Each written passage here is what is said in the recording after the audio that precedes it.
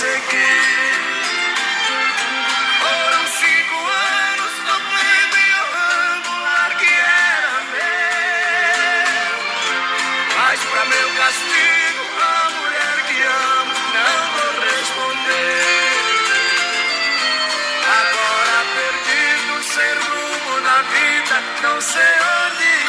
Só sei que sozinho terei que seguir, tentar minha sorte em outro lugar.